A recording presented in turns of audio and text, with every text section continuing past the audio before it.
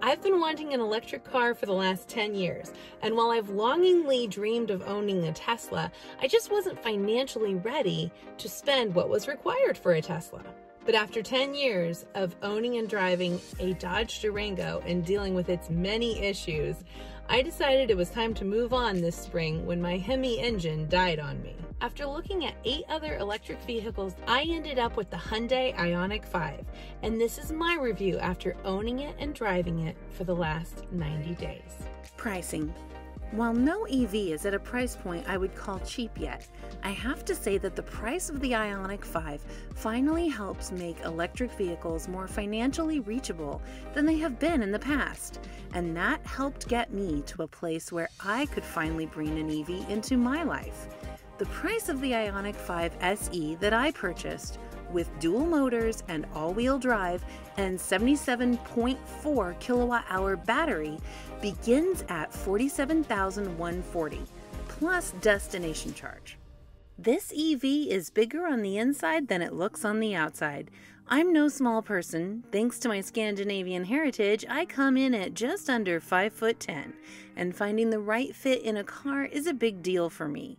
After recently renting a Mustang Mach-E and finding that there was little to no legroom for those riding in the back seat, I crossed the vehicle off my list for a first-time purchase.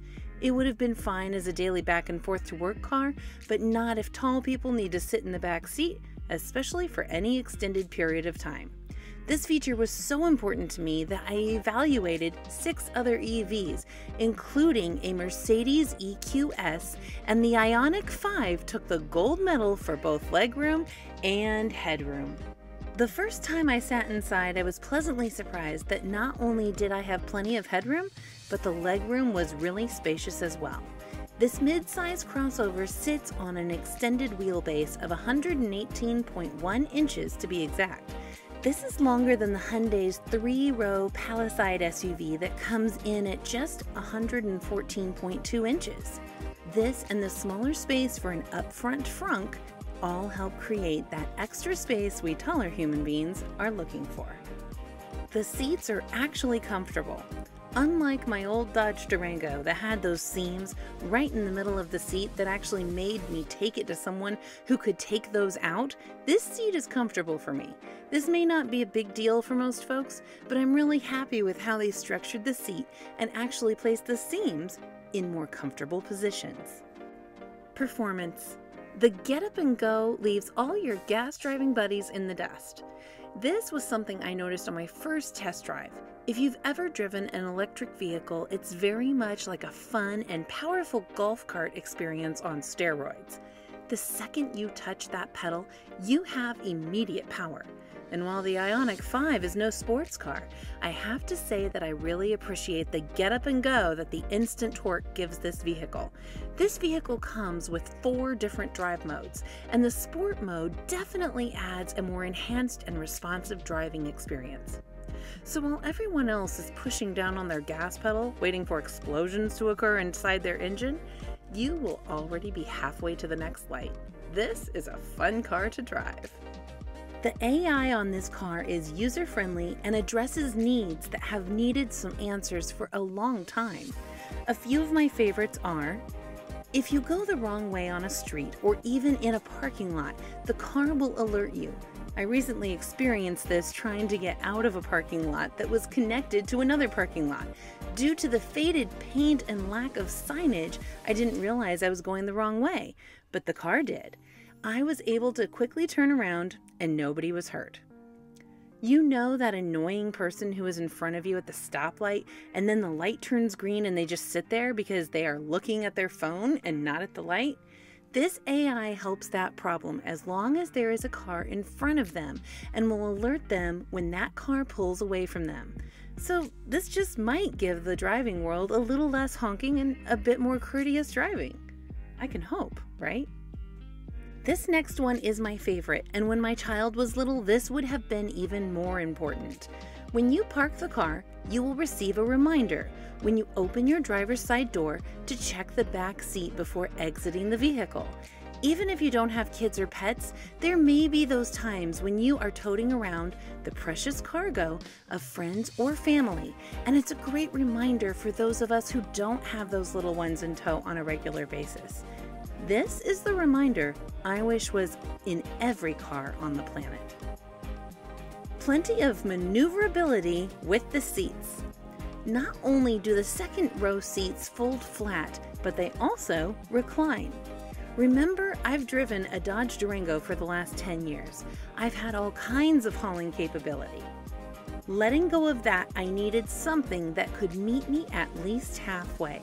The fact that the back seats fold down flat allows me quite a bit of extra room when taking a bunch of stuff to go to Goodwill or even fitting in a small piece of furniture, which was exactly what I needed. And the comfort that the back seats allow when taking road trips and being able to lean the seat back is a great plus. These two specific things show that the designers of this vehicle were really thinking about versatility while also keeping the comfort of the travelers in mind.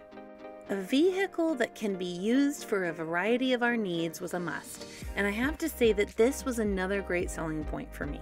Safety. While this EV received a 5-star review when it was crash tested by Euro NCAP, I wasn't about to test that out for you, so you will have to go and check out their results, and I have included that link in the description below. And if the 5 stars wasn't enough, this car also was praised for placing an airbag in between passengers in the event of a side impact to prevent occupants' heads from striking each other. I should also mention that there are a total of 7 airbags in this vehicle. The feature I have experienced is the lane keep assist and the blind spot collision avoidance system. As the names suggest, both of these are great at alerting you if you are starting to drift in your lane, and of course alerting the driver to any blind spots when switching lanes. I have to admit that when I first learned how to charge this car, I was a bit skittish, but charging is pretty straightforward and simple. For driving around town and charging overnight, the level 2 charger that I installed in my garage has been great. For a quicker charge while traveling on a long distance trip, I definitely recommend finding a level 3 charger. Just to give you an idea of time involved when charging this vehicle at a level 3 charger, it took 37 minutes to go from 22% to 100% on a 350 kilowatt charger. You cannot currently use Tesla supercharging stations. This might seem like a given and something no one would assume, but not everyone knows this, including my own car salesman. You can use all other charging stations, but if someone tries to tell you that you can purchase a Tesla add-on so that you can charge at Tesla charging stations, you know they haven't done their research yet. On that note, Tesla is currently doing a pilot program that launched in November of 2021. And while they are working on expanding that program, at the time of the making of this video, that program does not currently exist in the United States. If you want to know more about this program and current updates, I have included a link in the description below. Navigation panel does not show the surrounding cars and objects around you like a Tesla. After test driving a Tesla and a Mustang Mach-E on some recent trips, I have to admit that I was a little disappointed missing that part of the technology both Ford and Tesla added to their EVs.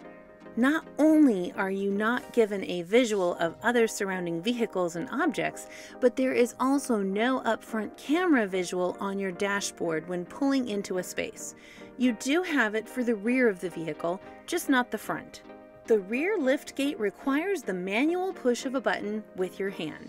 Keep in mind that this is the low-end Ioniq 5 without the bells or whistles, so this is to be expected, but I count it as a con on my list. I would love to have a quick button up front, perhaps one on my key fob or in my Hyundai app, or one for your foot, but this is what you get with the basic SE package. The shifter takes a little getting used to. Tucked just behind the steering wheel on the right-hand side, where my windshield controls were on my last car, you will find the rotary shifter. This took some getting used to, and depending on your age, it might just remind you of the old shifters. This one reminded me of the old Buick station wagon that I learned to drive on, but after driving vehicles throughout my adult life with the shifter in the middle console, it did take a little time to get comfortable with this. My channel specializes in smart tech that has changed my life, and this EV would be no exception. Since purchasing the Ioniq 5, I have loved not having to put gas in my car. I love how quiet it is and how quickly I can jump into traffic, not having to wait on a gas engine to do its thing. I also love that I can start my car inside the garage on a hot day and get that air conditioning going with no worry of carbon monoxide poisoning. I love that I have the luxury of charging my car at home with a small charger that barely takes up any room in my garage. I could go on and on. Everyone has a list of features they are looking for in a vehicle. My list comes down to safety, comfort, performance, and versatility. Your list might look different, but because this EV met the requirements that were the most important to me, I have to say I'm pretty impressed with this for a first EV purchase. If this video has helped you in any way, I would love to hear from you. And if you're interested in future reviews like this one, please subscribe below. I really appreciate it. Until next time, I'm Essi Flynn.